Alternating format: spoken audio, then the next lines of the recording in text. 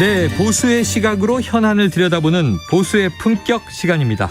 자, 오늘은요, 이재호 국민의힘 상임고문 그리고 진행을 돕기 위해서 헬마우스 임경빈 작가 이렇게 스튜디오에 모셨습니다. 자, 두 분 어서 오세요. 네, 안녕하세요. 자, 보수의 품격 본격적으로 시작해보죠. 원래는 좀 한 해 정리, 올해 정리 말씀을 드리려고 했는데 오전에도 대통령실 관련 속보들이 많이 나왔습니다. 예, 그렇습니까? 그거 먼저 여쭤보죠. 예. 자, 북한에서 날아온 뭐 이른바 무인기 좀 시끌시끌하지 않습니까? 우리 하늘이 뭐 이틀 연속 발칵 뒤집힌 셈인데요. 이 저공으로 비행하는 드론, 이게 무인기 5대 가운데 한 대도 격추하지 못했다.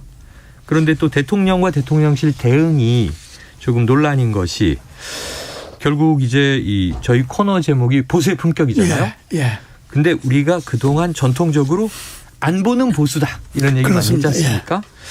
그리고 윤석열 대통령 그동안 빈틈없는 안보를 또 강조해 오셨고 한미 공조 이 저 취임 초기부터 쭉 연결된 메시지였기 때문에 이번 무인기 대응은 어떻게 보고 계세요? 한심하죠. 아이고. 네. 왜냐 그러면 5대가 왔는데 네네.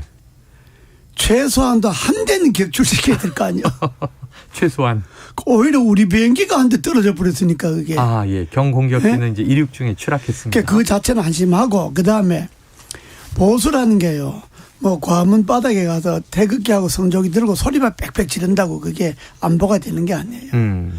그동안에 지난 정권이 안보가 좀 느슨했다는 것을 지적하는 건 좋은데 네네. 나 책임을 글로 돌릴 수는 없잖아요. 아, 예. 왜냐하면 정권이 들어선 지 8개월이 됐는데 네네. 대통령이 국군 통수권자인데 보수가 안보를 이야기하는 거는 그만큼 안보에 대해서 빈틈 없고 철저하고 잘 방비를 한다는 데 있는 거고 네네. 지난 정권은 좀 느슨하게 뭐 대충 덤벙덤벙하고 이제 지내버렸으니까 평화를 내세워서 이제 그런 차이가 있어서 그래서 대통령이 윤 대통령이 취임하면서 안보에 강조를 했는데 8개월 동안에 안보 강조해놓고 나서 무인기 5대 넘어왔는데 한 대도 격추 못했다고 하는 게 이게 말이 안 되잖아요. 전혀 뭐라고 이야기해도 말이 안 됩니다. 두 번째는 NSC를 왜 안 열었냐. 그러니까 뭐 전쟁주에 뭐 NSC 여냐. 현장에 가야지 현장 대응해야지 뭐 토론하냐 이렇게 말하는데 그 말은 전적으로 안 맞는 것이 그럼 그렇게 해갖고 현장 가서 토론 안 하고 달려가서 무인기 한 대라도 격추했나요? 네. 한 대도 격추 못한 것 아닙니까? 그런 사태가 일어나면 현장 대응은 그 군이나 뭐 담당자들이 하는 거 사령관이나 담당자들이 하는 거고 참모들은 대통령을 비롯해서 안보관계 참모들은 긴급히 회의를 해갖고 선우를 따져서 대응의 강도를 따지고 했어야죠. 그리고 그러라고 NSC가 있는 건데 전에 우리 때 그 연평도 사건이 있었잖아요. 실제로. 맞습니다. 예. 실제로 연평도 사건이 있었던 거예요. 그런데 우리는 국회에 가서 이제 국회 예결위 답변하고 있는데 쪽지가 넘어왔어요. 실제 상황입니다. 그래서 내가 이주영 그 당시 부의장의 사회를 보고 있었는데 내가 가서 귀속말로 지금 실제 상황입니다. 연평도 폭격됐습니다. 회의 중단시켜 주십시오. 우리 국민들 가야 됩니다. 그리고 김항식 총리인데 총리님 지금 여기서 답변할 게 아닙니다. 이게 실제 상황입니다. 빨리 청와대로 가서 국무회의 소집하십시오.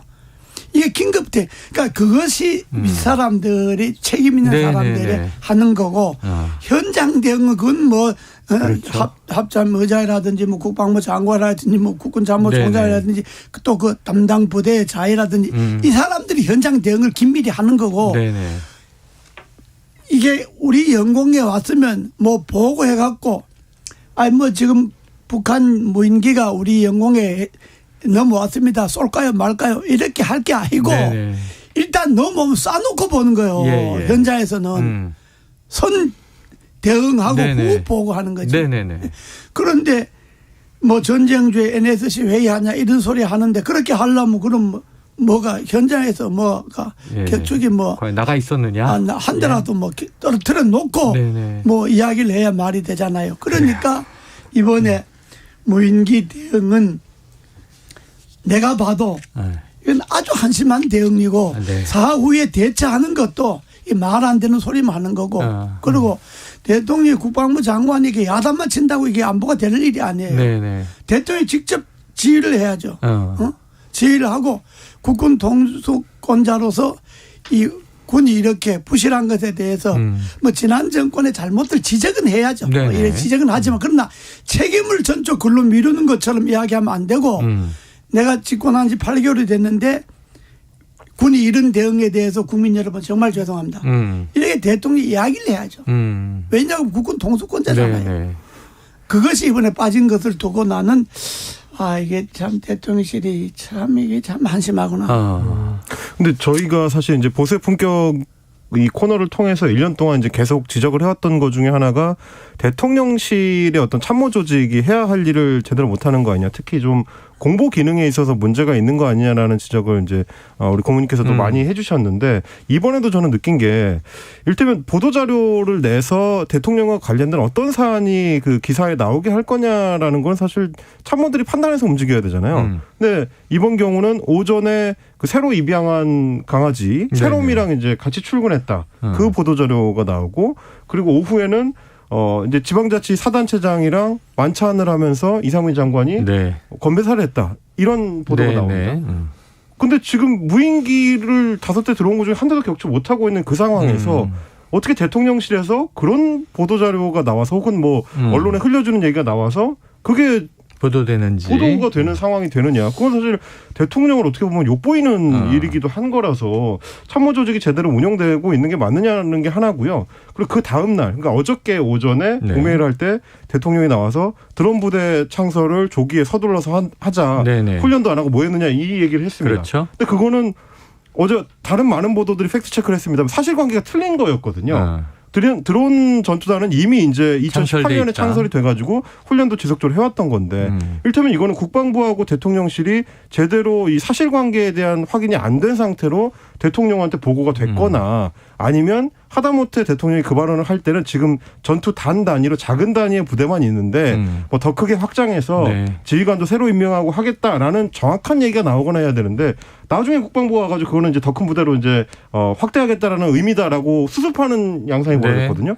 결국 마찬가지로 이 대통령실이 제대로 대응을 못하는 거 아니냐 이런 좀 지적을 할 수밖에 없는 것 같습니다. 그 지적은 아주 딱 그 두 가지 지적 다 아주 옳은 지적이고 그 보도 자료가 나올 때 이미 그때는 무인기가 이미 우리나라 상공에. 하늘에 떴던 시기잖아요. 시간이잖아요. 그런데 그 뭐 개대로 앉아서 뭐 한다 그 말도 안 되는 거고.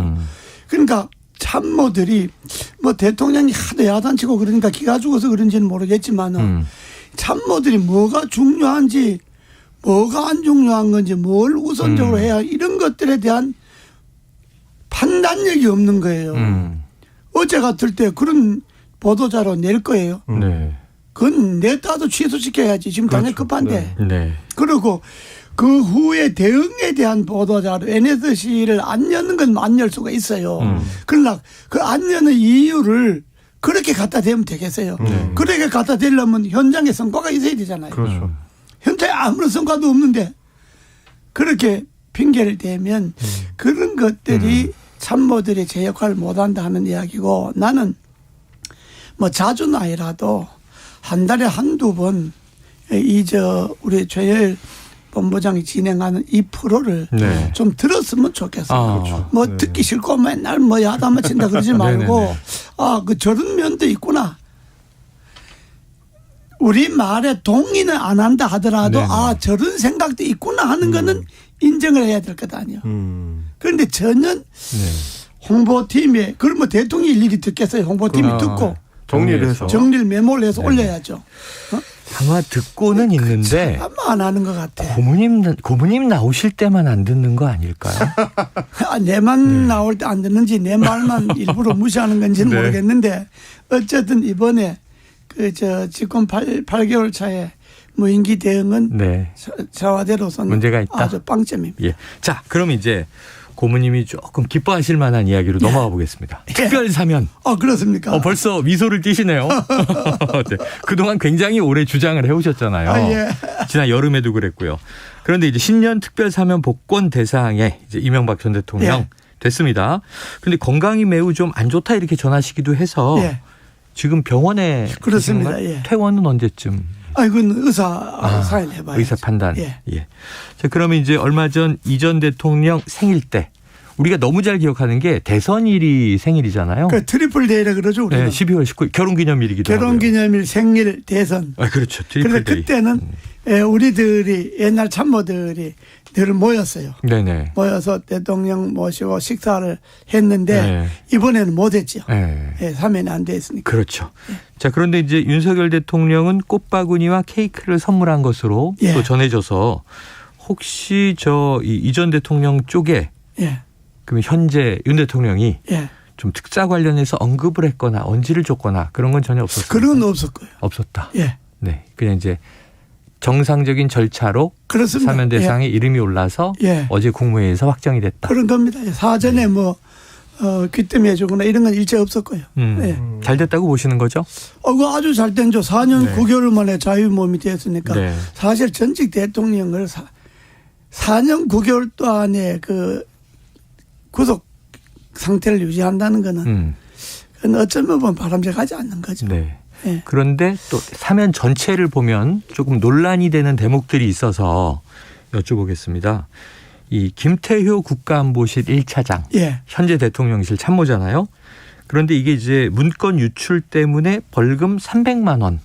뭐 그렇죠. 크다면 예. 크고 작다면 작고 벌금형을 받았는데 이번에 판결을 무효화해 주는 사면을 단행을 했는데 이게 지난 10월의 판결이니까 불과 2달이거든요. 형 실효 선고를 했다는 거죠. 예. 이건 어떻게 보세요? 그럼 청와대 근무하는 사람이니까 더구나 또 맡은 직책이 또 중요한 직책이 하니까 안보실이고 벌금 300만 원이니까 그 정도는 해줄 수도 있는 거죠. 이 정도는 해줄 수도 있다. 그걸 정치적 잣대를 들이대 갖고 네. 형평 문제나 공정과 그난다 이렇게 볼 게 아니고 네. 어쨌든 현재 대통령실에 안보 담당으로 근무하고 있는데 그렇습니다. 벌금 300만 원 그거 계속 전과로 갖고 가기가 좀 어색하잖아요. 왜냐하면 네. 어쨌든 벌금 300만 원 받은 전과를 있는 사람을 또 계속 대통령실에 두기도 하니까 네네.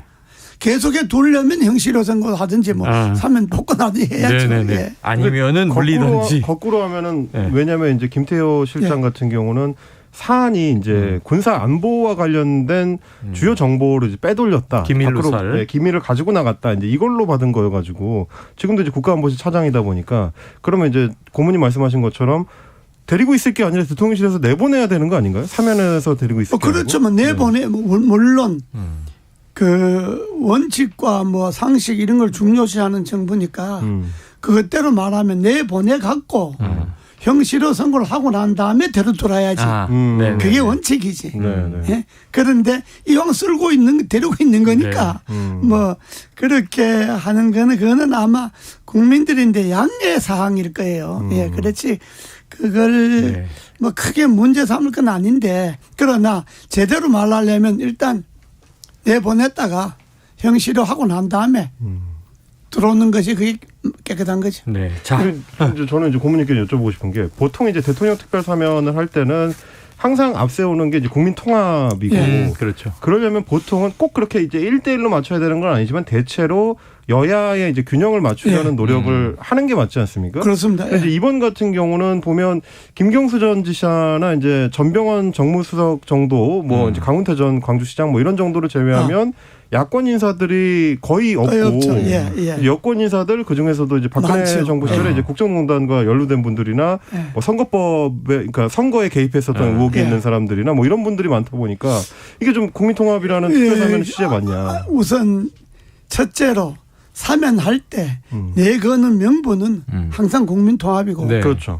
사면해갖고 국민통합 된 일도 없고 그러니까 그건 하지만 실제로는 된 적이 없다. 그건 정치적 수사로 봐야 되고 그다음에 여야의 균형은 제가 좀 들어봤는데 야당 쪽 사람들은 그동안에 틈틈이 사면 복권 다 해갖고 사람이 없대요. 사면 해줄 사람이 없다. 사면 복권 대상자가 수가 훨씬 적대요.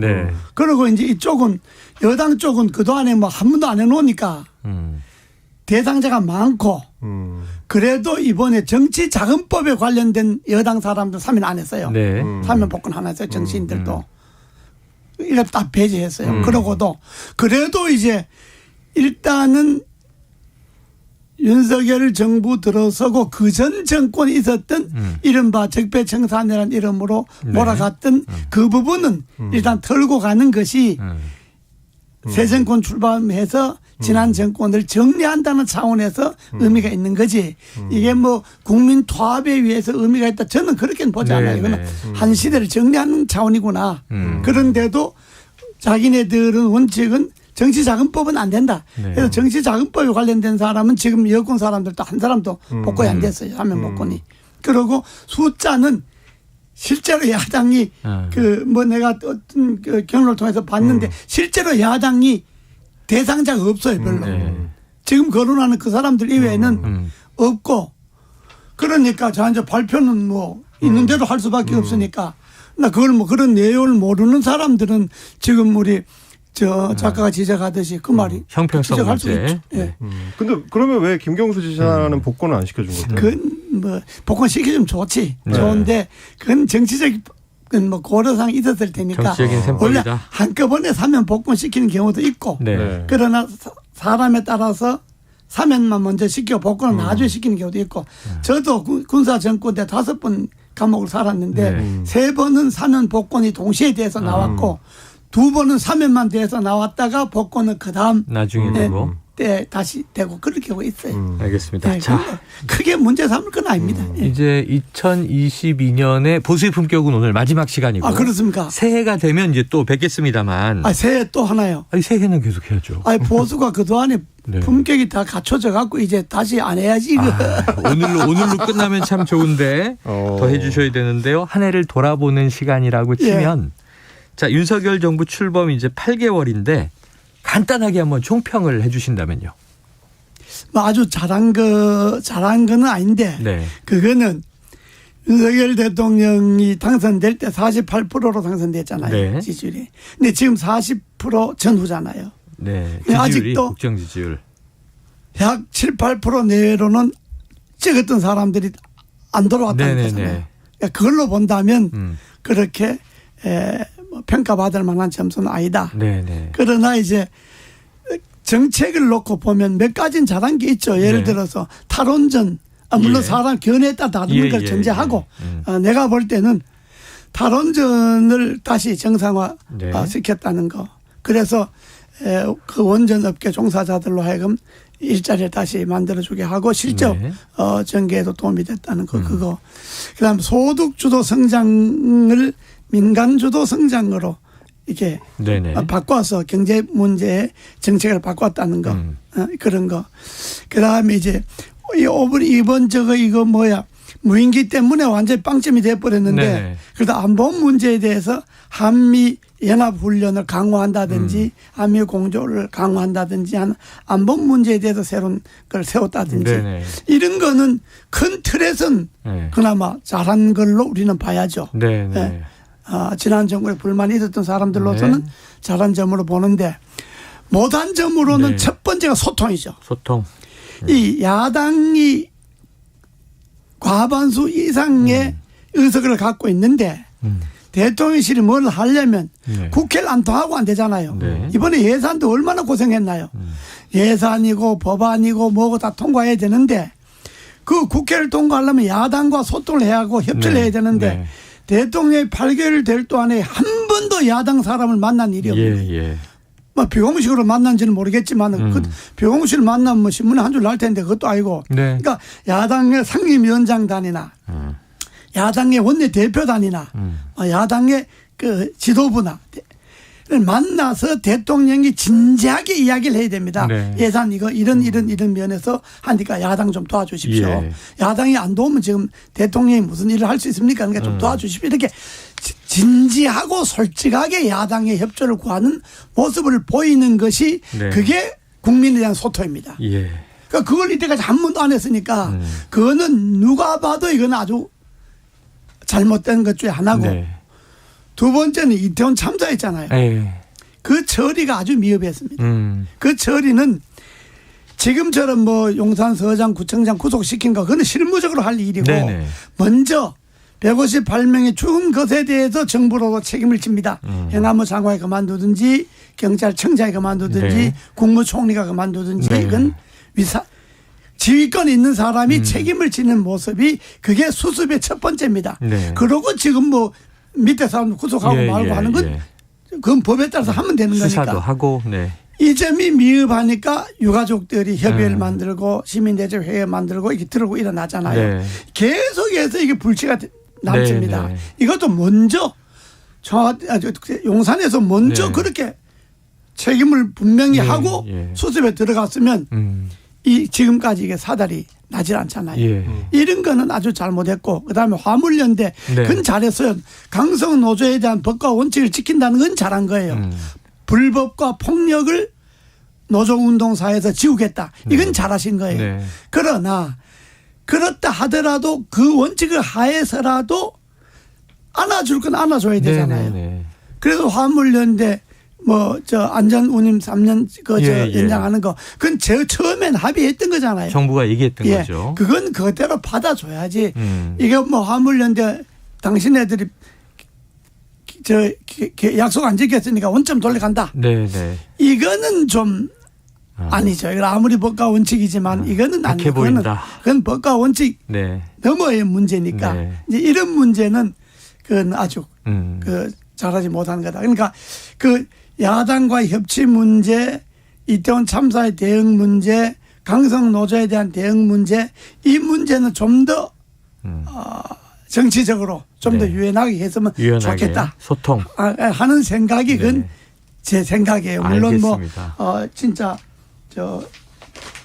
그 여당 사람들 들으면 저러니까 정진석 위원장 공문 내보냈지 뭐 이렇게 소리 하는지 모르지만은 그러나 그건 제가 볼 때는 그래요. 아니 고모님은 공문 대상 아니시지 않나요? 그래도 뭐 다들 뭐 원로신데 밖에 나가면 다들 뭐 그 대상주에 제일 1번 타자가 보수 참칭 패널의 1번 타자다. 근데 내가 사실 보수를 참칭하는 건 아닌데 나는. 네네네. 난 보수로 그런 거지. 아니 보수신 거잖아요. 네. 평생 보수신데. 진짜 보수지. 네, 진짜 보수. 알겠습니다. 자, 지금 윤석열 대통령이 잘한 거는 대체로 정책적인 부분은 그렇습니다. 잘하고 있다. 그런데 이제 그건 좀 시간이 흘러야 성과가 나올 것이고 다만 소통, 야당과의 협치, 참사에 대한 대응 또 이제 강성 노조에 대해서 강한 대응을 하더라도 또 노동계와는 유연하게 품어줄 것은 품어라.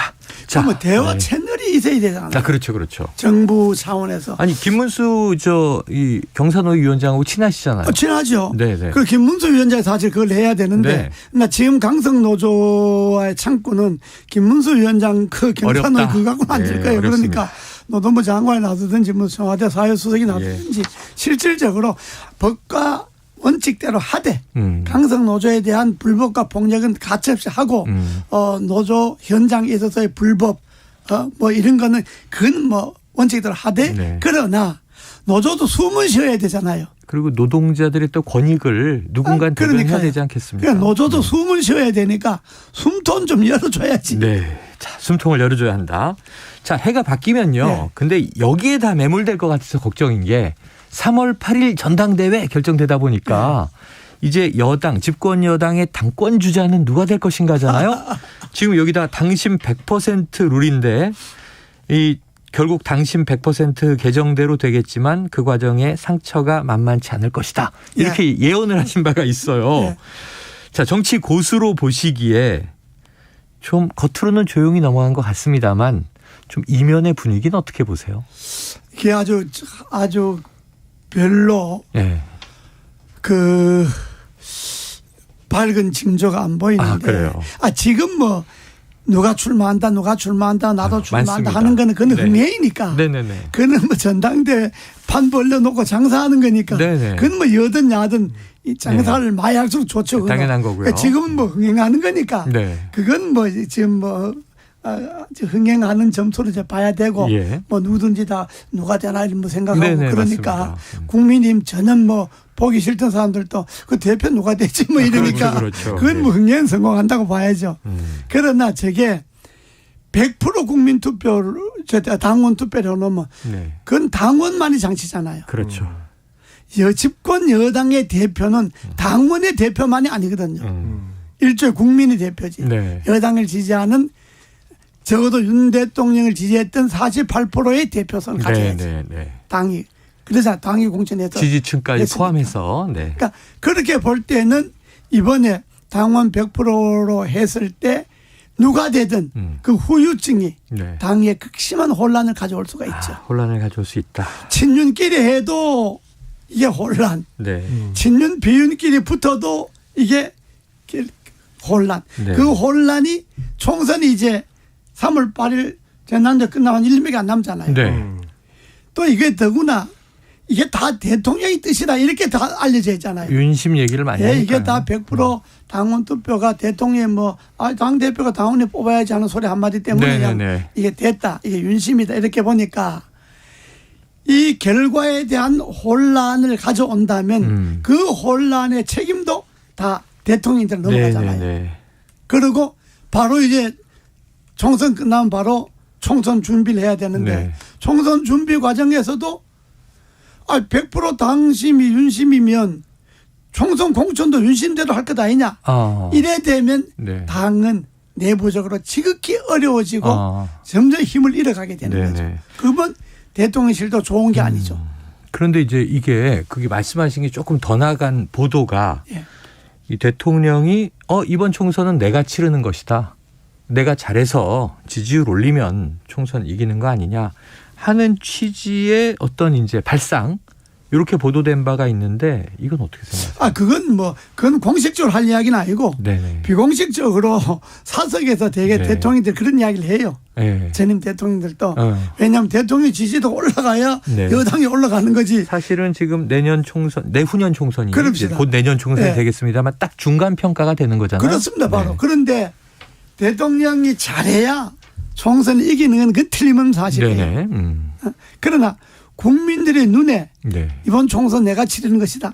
이런 이야기는 그는 공개적으로 할 이야기도 아니고 또 그렇게 해서도 아니고 총선은 당이 치르는 것이다. 당이 알아서 잘 해라. 이렇게 해야 총선의 득표율도 올라가고 당도 힘도 생기는 거지. 그러면 당이 다 대통령 지지도 올라가는 건 쳐다보기잖아요. 그러다가 대통령 지지도 떨어지면 완전히 또 총선 참패한다고 또 고개 팍 숙일 것 아닙니까? 그러니까 당이 고개를 빳빳이 세우고 주체적으로 해나가려면 이번 총선은 당이 알아서 치러라. 총선에 실패하면 당이 책임져라. 이번 총선은 전적으로 당이 책임지는 거다. 이렇게 말씀을 하셔야지. 총선 내가 치른 거다. 이렇게 이야기하는 거는 적절한 발언은 아니죠. 자, 이제 올해 마지막 시간이라 시간 다 됐습니다만 한 이제 1분 놓고 고모님께서 보시기에 자, 전당대회 3월이니까 사실 2달여 지나면 훅 오더라고요. 그렇습니다. 이제 주자들은 많은데 윤심을 제외하면 윤심이 워낙 크게 지금 얘기되고 있지만 전당대회 또 다른 좀 큰 변수는 뭐가 있을 것으로 보세요?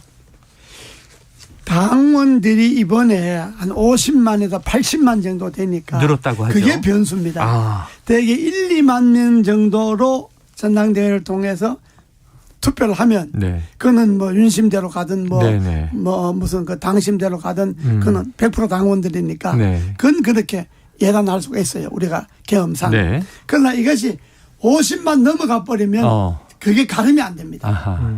전혀 가름이 안 됩니다. 왜냐 그러면 한 지구당에 30명 정도가 지구당 위원장이 장악한다고 하면 200개, 250개 지구당이면 30명 한 6천. 그렇죠. 6만, 그 정도 되죠. 6천 명 정도. 6천 명 정도 되잖아요. 이거는 당심 따로 갈 수 있어요.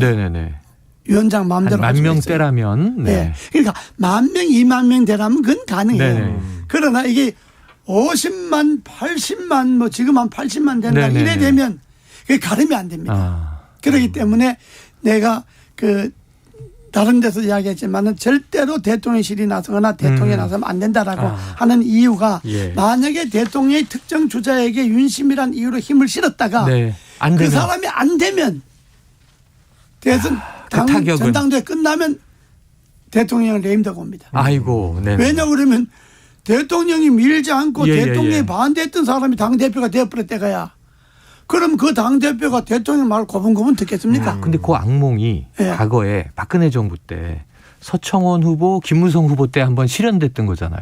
아니 우리 때도 그랬어요. 아 그때도 그래. 이명박 정부 우리 때도 그 일부에서 일부에서 그 원희룡 지금 장관이죠. 대표를 시키자 그래갖고 원희룡 장관을 밀어라 이렇게 된 거예요. 주주 쪽에서. 그런데 홍준표가 되어버렸잖아요. 아 그랬었죠. 아, 기억나네요. 홍준표가 되고 나서 어떻게 했겠어요? 네. 입만 열면 막. 네네네. 아주 표정 연기가 너무 똑같으셨습니다. 아 그래갖고 홍준표 대표를 관제에 몇 차례 불러서 밥 먹고 그걸 했잖아요. 달래기를 들어갔다. 네, 아이고 안 그럴 수 있나? 여당의 대표가 막 입만 열 막 이러는데 어떻게? 그러니까 이 대통령실이요 절대로 함부로 나서면 안 됩니다. 그때 이제 오세훈 서울시장 직에서 물러나는 일로 결국은 또 당대표를 그만두셨죠. 그리고 또 대통령실이 적극 가담해서 그 사람이 됐다 하더라도 사람들이 당대표 눈치 봅니까? 대통령 눈치만 보지. 돼도 그렇죠. 그러니까 돼도 알겠습니다. 안 되고 안 되면 더 안 되고. 그러니까 대통령실이 그냥 전당대 당에서 알아서 해라. 내 팔지 마라. 적당히 팔아라. 중요한 말씀. 윤핵관이다 하는 것만 해도 그동안에 날 많이 우려먹었으니까 이제 막 그만 우려먹어라. 알겠습니다. 뭐 곰탕도 아니고 막 그만 우려먹어라. 이렇게 나가야지. 그 뭐 또 뒤에서 힘 있다고 뭐 또 몇 자리 걸쳤다가는 아이고. 자, 이재호 국민의힘 상임 고문님의 이 쓴소리는 2023년에도 계속 이어질 것으로 봅니다. 아, 그렇습니다. 저는 그렇게 예언합니다. 자, 헬마우스 임경빈 작가와 보수의 품격 함께했습니다. 두 분 말씀 고맙습니다. 감사합니다. 감사합니다.